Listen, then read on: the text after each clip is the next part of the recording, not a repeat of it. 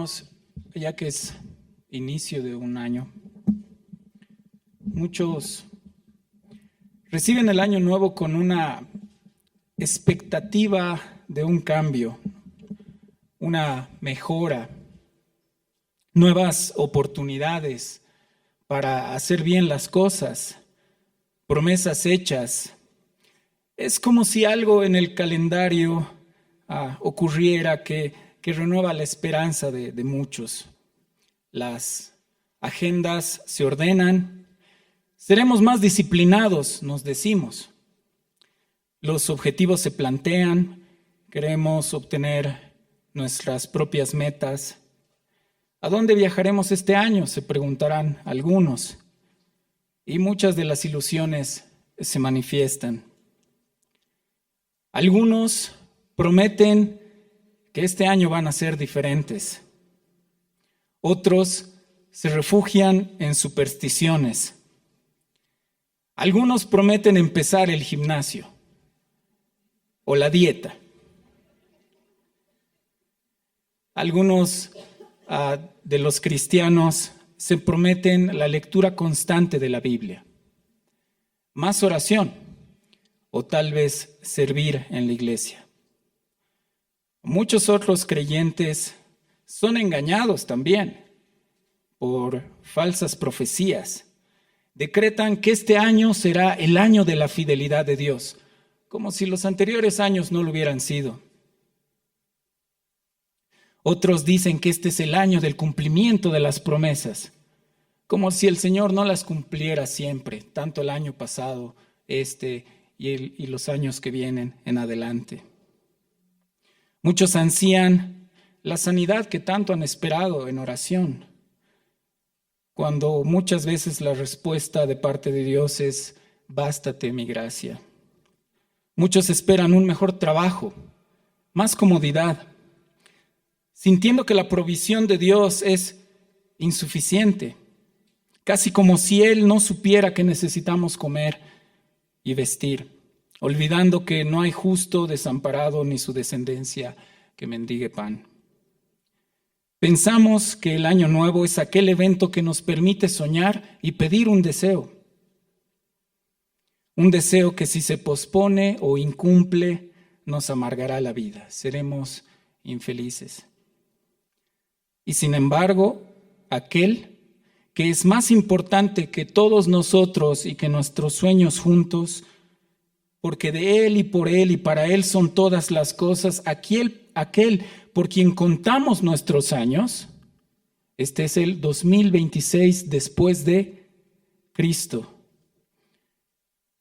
queda relegado y olvidado para muchas personas. Y si es tomado en cuenta, queda nada más que como un cumplidor de sueños, alguien que trabaja para nosotros, que puede ser usado, un genio de lámpara para muchas personas. Es necesario que nos cuidemos de este pensamiento. Es necesario que nos cuidemos de las amenazas que procuran corromper el verdadero evangelio y distorsionar la imagen de Cristo y su obra salvífica. Tanto ahora para nosotros esto es muy importante, como también lo fue para los colosenses en esos tiempos. Acompáñenme, por favor, a leer el 2 capítulo de la epístola a los Colosenses, versículos 8 al 10.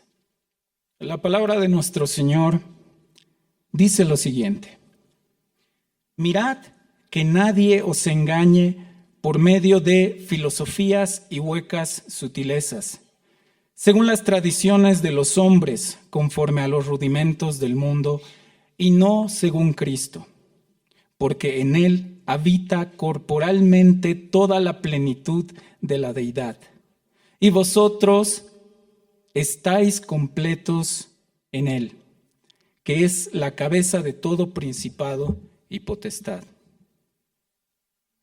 El versículo 8 nos dice claramente que nadie nos engañe por medio de cualquier tipo de filosofías, que son sutilezas, de las cuales muy pocos se aperciben y muy pocos logran discernir. porque son según las tradiciones de los hombres, cosas que se han hecho siempre y desde hace mucho tiempo, que son conforme a los rudimentos del mundo y no según Cristo. El apóstol Pablo en este caso está luchando para que los corazones de los colosenses sean consolados. Por supuesto, ese es mi propósito también hoy, esta mañana. Él quería que ellos alcancen pleno entendimiento a fin de conocer el misterio de Dios, el Padre, y de Cristo. Hermanos, nos hace falta conocer más a nuestro Señor. Si bien Pablo no había plantado la iglesia de los colosenses ni pudo visitarla, se preocupaba profundamente por ellos. Y él pedía recibir noticias acerca de su salud espiritual. Se había enterado de que los falsos maestros amenazaban la pureza del Evangelio de la gracia. Estos falsos maestros exigían ritos externos, como se nos menciona en el versículo 20 y 21 del capítulo 2, que dice: si ustedes han muerto con Cristo a los principios elementales del mundo, ¿por qué como si aún vivieran en el mundo se someten a preceptos tales como no manipules, no gustes, no toques? Pablo les escribe recordando que Cristo es supremo sobre todo y que cualquier cosa que le reste valor a la supremacía de Cristo debe ser repudiada. Los creyentes colosenses enfrentaban una enseñanza que prometía hacer a la persona más espiritual si seguía ciertas reglas. Esta enseñanza, por supuesto, era contraria al Evangelio y resultaba en una falsa religión que aparentaba ser sabia y humilde, como nos dice el versículo 23 del mismo capítulo 2. Tales cosas tienen a la verdad la apariencia de sabiduría en una religión humana, en la humillación de sí mismo y en el trato severo del cuerpo, pero carecen de valor alguno contra los apetitos de la carne. Pablo les escribe para animarlos a continuar en la fe de Cristo, en lugar de seguir la sabiduría humana. Los creyentes deben aferrarse a Él, en quien están escondidos todos los tesoros de la sabiduría y del conocimiento. Por tanto, el antídoto en contra de la falsa religión, que solamente es externa y de apariencias, es una visión más clara de la persona y la obra de nuestro Señor Jesucristo. Por eso es de que esta epístola se hace importante, porque tiene un contenido cristológico muy profundo. En el capítulo 1, versículos 15 al 22, Él les dice todo esto para que profundicen su crecimiento en el conocimiento de nuestro Señor Jesús. Él les dice: Él es la imagen del Dios invisible. Nuestro Señor es el primogénito de toda la creación, supremo sobre todo, porque en Él fueron creadas todas las cosas, tanto en los cielos como en la tierra, las cosas que son visibles e invisibles, ya sean tronos o dominios o poderes o autoridades. Todo ha sido creado por medio de Él y para Él. Y Él es antes de todas las cosas, y en Él todas las cosas permanecen. Él es también la cabeza del cuerpo, que es la iglesia. Él es el principio, el primogénito de entre los muertos, a fin de que Él tenga en todo la primacía. Porque agradó al Padre que en Él habitara toda la plenitud. Y por medio de Él reconciliar todas las cosas consigo, habiendo hecho la paz por medio de la sangre de su cruz. Por medio de Él, repito, ya sean las que están en la tierra o las que están en los cielos. Y aunque ustedes estaban antes alejados y eran de ánimo hostil, ocupados en malas obras, sin embargo ahora Dios los ha reconciliado en Cristo, en su cuerpo de carne, mediante su muerte, a fin de presentar los santos sin mancha e irreprensibles delante de Él. Volvamos a nuestro texto base. El versículo 9 dice: porque en Él habita corporalmente toda la plenitud de la deidad. Ver a Cristo, en quien habita corporalmente la plenitud de la deidad, debe ser transformador para nosotros. Cristo es plenamente Dios, hecho visible en carne. Pablo refuta a los falsos maestros que intentaban añadir prácticas religiosas como medio para ser aceptables a Dios, y eso es rechazar la obra salvífica de Cristo. Eso es rechazar que Él dijo desde la cruz que todo estaba consumado. La fe en la deidad de Cristo es necesaria para ser un creyente verdadero. Es una doctrina primaria, hermanos. Es una parte totalmente esencial del Evangelio, que se muestra sobre todo en el Nuevo Testamento. La Iglesia en cada siglo ha tenido que hacer frente a personas que afirman ser cristianas, pero que niegan o distorsionan la deidad de Cristo. Desde el inicio. Por eso se dio lugar a todos los concilios que intentaban demostrar la deidad de nuestro Señor Jesucristo e intentar enseñarnos quién es Él. Su naturaleza divina es de la misma esencia que la naturaleza del Padre. Jesús es una esencia con Dios, es decir, el ser de Cristo es el ser de Dios. Él no es simplemente similar a la deidad, sino que Él es la deidad. Cristo se revela no solo como preexistente a la creación, sino como eterno. Se afirma que Él estaba en el principio con Dios y que era Dios. Estaba con Dios exige una distinción personal de la divinidad. Era Dios exige que esté incluido en la divinidad.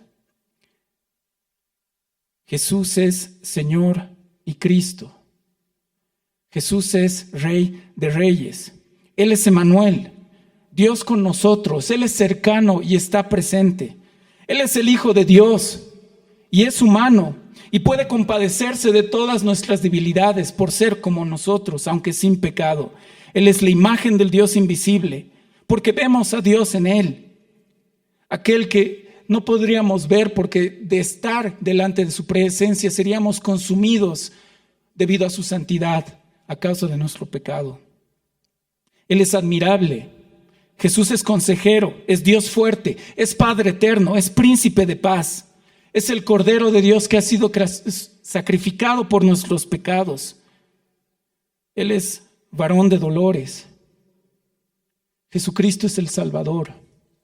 Es el mediador, es el que intercede cada día por nosotros. ¿Saben, hermanos? Él no es alguien tan falible como nosotros, que a veces con toda la intención de nuestro corazón decimos, voy a orar por ti, y a veces lo olvidamos.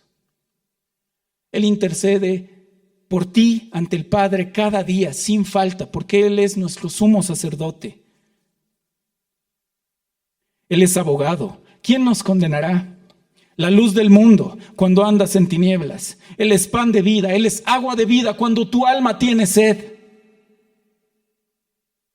Él es el camino, Él es la verdad, Él es la vida, Él es la resurrección. Él es el buen pastor, no nos perderá. Él es el alfa y omega, el principio y el fin. Él es el león de la tribu de Judá. Él es autor y consumador de nuestra fe. Es la piedra angular. Él es el amén, el testigo fiel y verdadero. El versículo 10 del capítulo 2 de Colosenses nos dice lo siguiente: y vosotros estáis completos en Él, que Él es la cabeza de todo principado y potestad. Ustedes, hermanos, están completos en Cristo.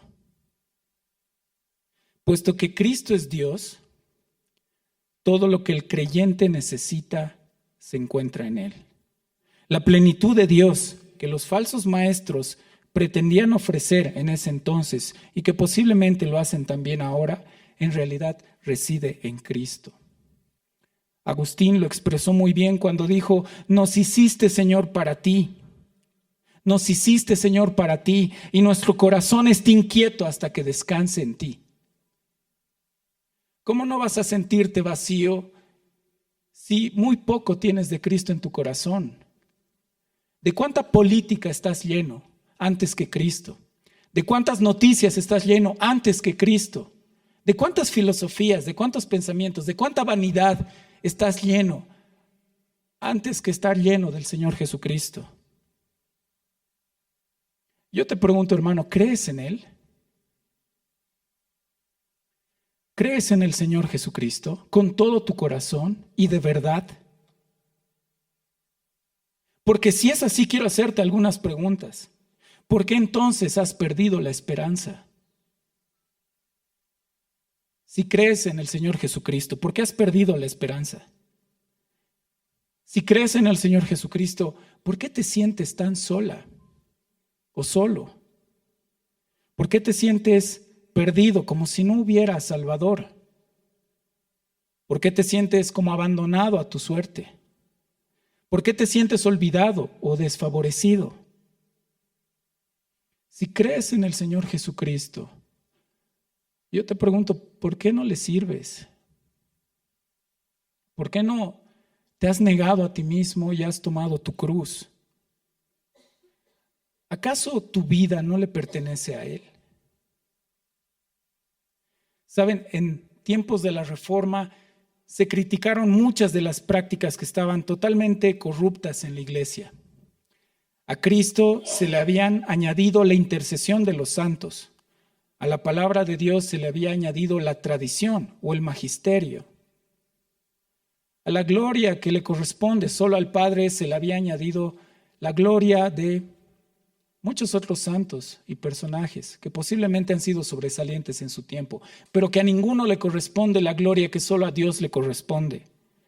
En tiempos de la Reforma habían dejado de lado a Cristo, porque si cada uno puede salvarse por sus propias obras, ¿de qué nos sirve que Él haya muerto por nosotros? Y sin embargo, la iglesia actual, a pesar de haber pasado ese tiempo de la Reforma Protestante, a pesar de haber superado todas esas cosas, parece que ha vuelto atrás. Porque ahora a Cristo se le quiere añadir las buenas obras del creyente. O dime si no te sientes muy triste cuando tu desempeño no es el correcto, como si fuera por obras. O si cuando pecas tú mismo te desechas, cuando el Señor no lo hace. No es Cristo más algo, es Cristo solamente. No es Cristo más tu dinero por milagros. El Señor nunca pidió eso. No es Cristo más si es que sientes o no sientes tus emociones o experiencias espirituales. No es Cristo más autoayuda. No es Cristo más motivación. No es Cristo más promesas o sacrificios personales. Señor, si tú me das esto, yo voy a hacer esto. No se le puede comprar nada al Señor. Claro, si le has hecho una promesa, espero que la cumplas. No es Cristo más nuestras metas, nuestros propósitos o nuestros ídolos. No es Cristo más nuestros planes. Saben, algunas personas con un lenguaje algo espiritual suelen decir que esta vez van a poner al Señor en sus planes. De base eso ya está mal. La afirmación está mal, porque nosotros deberíamos caminar en los planes de Dios, no solo incluirlo a Él, porque Él es el protagonista. El día de ayer recordé que hace muchos años, hace 15 años aproximadamente, había visto un documental muy antiguo. Es un documental que salió en 1972 que se llama Marjo. Es acerca de un pequeño niño estadounidense que es era posiblemente el predicador más joven del mundo. Había sido él ordenado a los 4 años e incluso oficiaba bodas. Él había sido entrenado por sus padres para poder manipular a las masas. Entonces, cuando en el video se muestra su predicación, tiene ademanes algo robóticos, porque se nota que es un niño como memorizando un sermón y presentándolo a los demás. Se hizo muy famoso y por supuesto lucraron mucho con él sus padres. En un punto él creció y se apartó de la vida religiosa. Por supuesto, todo era una farsa. Ni siquiera de niño él era un creyente genuino. Años más tarde, debido a que él había estudiado cine, decide hacer un documental en el que él iba a exponer su propio fraude.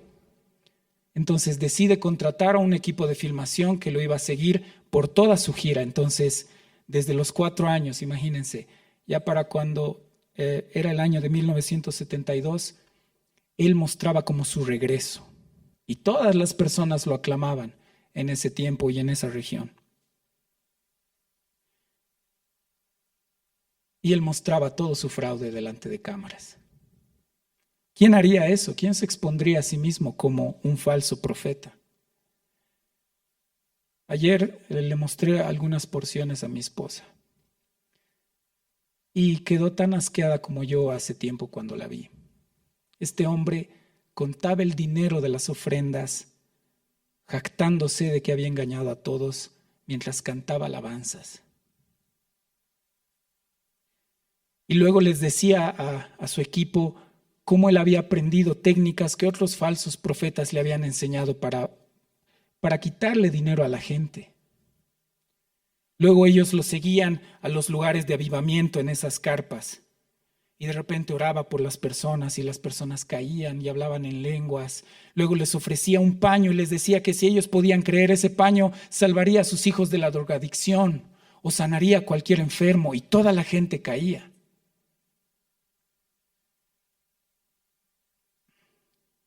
Causaba repulsión ver eso. Una aversión que de seguro, si tú vieras también el documental, la sentirías en lo profundo de tu corazón. ¿Cómo alguien puede lucrar con la fe? Se siente un fuerte rechazo, se siente un asco al ver esas cosas, de cómo él, sin vergüenza alguna, hace todos estos hechos, todos estos actos, toda esta falsedad, todo este fraude. Y saben, podemos sentir todo este asco al pensar que hay personas que hacen eso en este mundo, pero si apareciera el profeta Natán, aquel que le habló con tan duras palabras a David, posiblemente te diría: tú eres ese hombre. Por supuesto, yo sé que tú no eres un fraude o un hereje o alguien que saca la plata a las personas fingiendo ser un predicador elocuente. No, por supuesto que no. Pero ¿acaso no es lo mismo, o por lo menos muy cercano, que tú solo estás buscando al Señor por tu bien personal? Para que te dé el dinero que necesitas. Por supuesto, tú no eres un engañador, no estoy diciendo eso. Pero si él estaba buscando su propia recompensa y el hacerse rico engañando a la gente, ¿acaso no estamos muy cerca de cometer ese gran pecado cuando nosotros buscamos al Señor solo para que nos tenga bien? ¿Y para que nos dé todo lo que necesitamos? ¿Y para que siempre estemos sanos?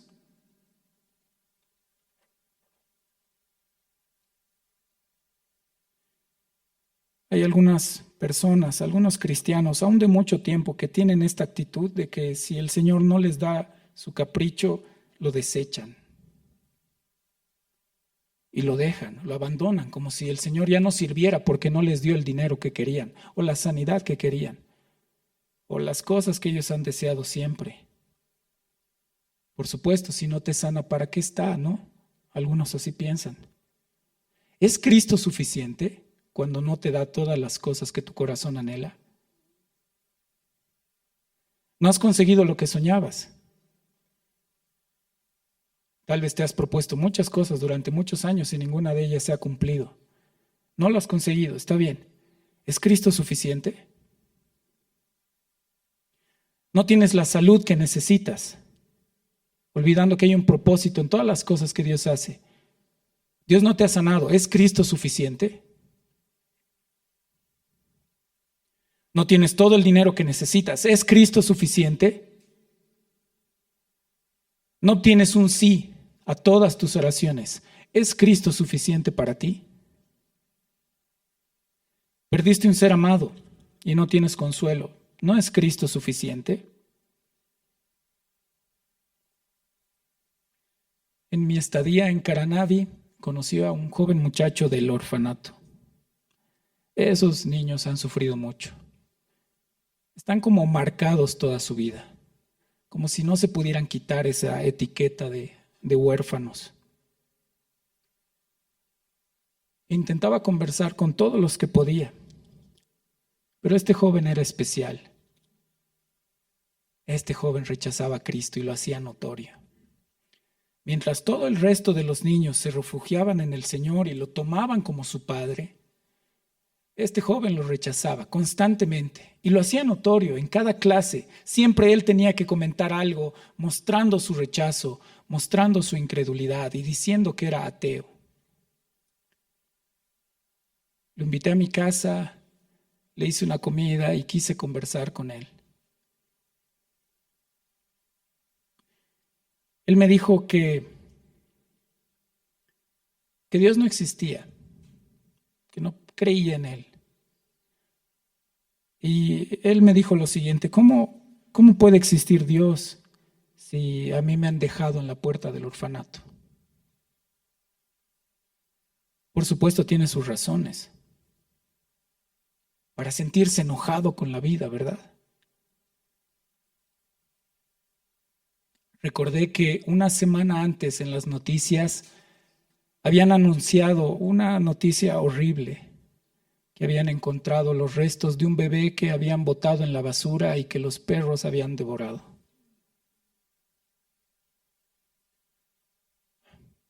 Se lo conté a este muchacho. Y le dije: ok, te han dejado ahí. Te han abandonado tus padres en la puerta del orfanato. Pero ¿por qué tú no fuiste aquel niño devorado por los perros? Saben, hermanos, todos pensamos que nos hubiera ido mejor, ¿verdad? De muchas maneras. Aquí entre todos nosotros algunos la han pasado mal y han lidiado con cosas terribles. Y de seguro has tenido este pensamiento o has albergado esto en tu corazón de que las cosas hubieran podido ser mejores, hubieran sido diferentes, no te hubiera pasado aquello de lo que tanto dolor te ha causado, aquello de lo que tanto te arrepientes. Sí, por supuesto, nos pudiera ido mejor. Y a veces esto hace que nosotros tengamos preguntas delante del Señor y le decimos: ¿por qué? ¿Por qué has permitido esto? Tú eres todopoderoso. Podías haberme evitado este dolor. Y de nuevo partimos de una lógica que está totalmente errada. Porque si te das cuenta, si lo pensamos un poco mejor, así como te hubiera podido ir mejor en la vida, también te hubiera podido ir peor. Y no estás agradecido con eso. Así como te hubiera podido ir mejor y no te hubieran pasado todas las cosas que te han dolido tanto, también te hubiera podido ir peor. Así como este joven que lamenta su vida por haber sido abandonado por sus padres. Pero cuánta bendición le ha dado el Señor de que alguien lo ha albergado y le ha enseñado y le ha dado alimento y le ha dado abrigo, a diferencia de aquel otro niño que tuvo otro fin.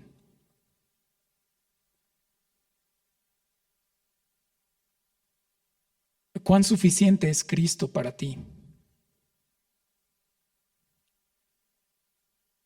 ¿Cuánto vas a seguir cuestionando su soberanía? Las cosas que Él ha hecho contigo o las cosas que ha decidido no hacer y no cumplir y no responder. Por supuesto, si necesitas salvación, solo Cristo salva. Si necesitas fuerzas para seguir y sientes que ya no puedes más, solo Cristo puede darte las fuerzas. Necesitas que tu matrimonio se salve, solo Cristo restaura el matrimonio. Y posiblemente lo sepas, pero no acudes a Él y no doblas rodillas. Si necesitas que tus hijos no se pierdan, aquellos por los que por años estás orando, solo Cristo encuentra al perdido, no tus propias fuerzas. Si estás lleno de culpa por todas las cosas que has hecho mal y por todos los pecados que has cometido, solo Cristo es el libertador de tu alma y aquel que es perdonador.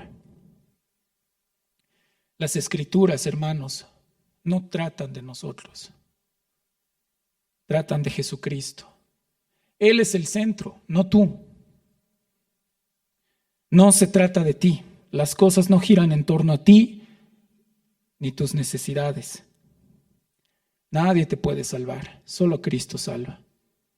Cualquier pastor no puede salvarte. Tu madre no puede salvarte, tus hijos no pueden salvarte, tu esposo no puede salvarte. Solo Cristo salva. Y si quieres depender de tus propias fuerzas y sabiduría, créeme, no vas a llegar a ningún lado. Muy pocos pasos vas a dar hasta que te des cuenta que no puedes hacer nada sin la ayuda de Dios. Cristo es el todo y en todos. Es aquel que todo lo llena en todo. Estamos completos en Él. Oremos.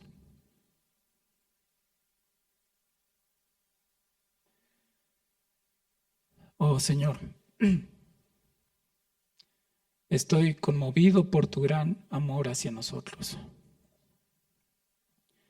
Dios, pero te ruego que esta iglesia y cada uno de sus miembros no abandone a Cristo en búsqueda de su propio bienestar y satisfacción. Por favor, Señor, que ninguno de nosotros se olvide del Señor Jesucristo, que nos ha amado de tal manera que ha venido a dar su vida en rescate por nosotros, sufriendo el haber bebido la copa de la ira que nos correspondía a nosotros, cargando aquella cruz y muriendo por nuestros pecados, no por nuestra valía, sino por nuestro desastre, para pagar todos nuestros pecados cometidos. Ayúdanos a ser agradecidos, Señor, con todo lo que nos has dado. Gracias, Señor, aunque es difícil, te damos gracias por los no, por esas respuestas negativas que nos has dado, porque tú tienes un propósito que es desconocido para nosotros. Y gracias por todas las oraciones que has respondido con un sí. Y nos has dado tanto, Señor. Nos has dado tanto. Tenemos abrigo, tenemos sustento. Sostienes nuestras vidas. Oh Cristo, alabado sea tu nombre por lo que tú has hecho. Gracias por tan grande amor que nos has dado. Cristo, vive en nosotros. Toma nuestras manos para caminar hasta el fin contigo, superando cualquier adversidad, superando todos los peligros de esta vida, superando las tentaciones. Oh Cristo, llévanos hasta el final para ver tu rostro algún día. En el nombre de Jesús, en tu nombre oramos. Amén.